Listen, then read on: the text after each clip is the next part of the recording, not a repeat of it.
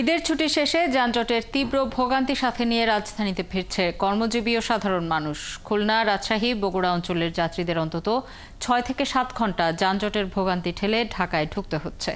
এদিকে ঈদের সপ্তম দিনেও ঢাকা ছাড়ছেন অনেকেই। রাজধানীতে প্রবেশে যানজটের শিকার হলেও রাজধানী থেকে বিভিন্ন গন্তব্যে যেতে গেলে যানজট নেই বলে জানিয়েছেন বাস চালকরা। বিস্তারিত সুমন মাহমুদের প্রতিবেদনে।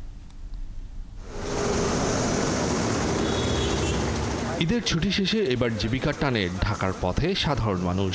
ছুটি দীর্ঘ হলেও যারা শেষ সময় রওনা হয়েছেন তারা পড়েছেন যানজটের তীব্র ভোগান্তিতে।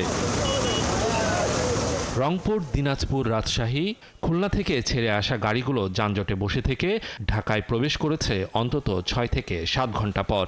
পলাশবাড়িতে জ্যাম ছিল, পরে গোবিন্দগঞ্জে ছিল, আর শেষে সকালবেলা ছিল যমুনা সেতুর পশ্চিম সাইডে অনেক জ্যাম। 8:30টায় পড়া আপনার ফুড ভিলেজে পৌঁছেছি 5টায়। সেখান থেকে খুবই যানজট, খুবই বাজে একটা অবস্থা। গাড়ি তো এখানে পৌঁছার কথা ছিল ভোর 4টায়, 4টে বা 4:30টায়। সে গাড়ি আসলো এখন সকাল 11:30টায়। যানজটের ভোগান্তি থাকলেও পরিবারের সঙ্গে ঈদ উদযাপন করতে পেরে এবার স্বস্তি প্রকাশ করেছেন ঢাকায় ফিরে আসা মানুষেরা। চাকরি না করতাম তাহলে আত্মীয় স্বজন ছিল বাড়ি, আরো কয়েকদিন ঈদ কাটা, ঈদের আনন্দটা উপভোগ করা যেত।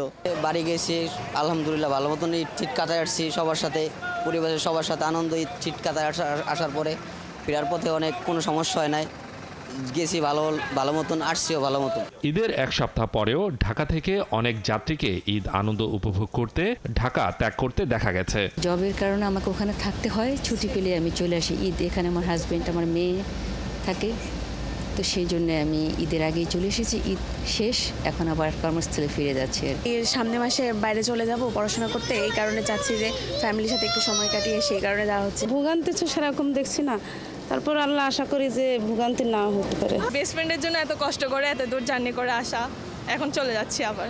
চাকরি করি, তো চাকরি তো আমাদের পার্সেন্টেজ হারে ছুটি, ডিফেন্সে জব করি, তো সেহেতু তাই আর কি ঈদের পরে যাওয়া। তবে চালক আর বাসের স্টাফরা বলছেন ঢাকা ত্যাগ করতে যানজটের সম্মুখীন হতে হচ্ছে না। আর রাস্তাঘাটের পরিবেশ ঈদের আগে একটু যানজট ছিল, তো এখন আবার একটু স্বাভাবিক হয়েছে আর কি। ঢাকার থেকে ব্যাকের সময় তেমন একটা চাপ এখনো পাই নাই, আশা করছি আজকেও পাবো না। বরাবরের মতো বেশ কিছু কোম্পানির বাসের বিরুদ্ধে বাড়তি ভাড়া নেয়ার অভিযোগ করেছেন যাত্রীরা। ওরা বলছে যে ঈদের সময় 50 টাকা বেশি দেওয়া লাগবে। সুমন মাহমুদ, ৭১, ঢাকা।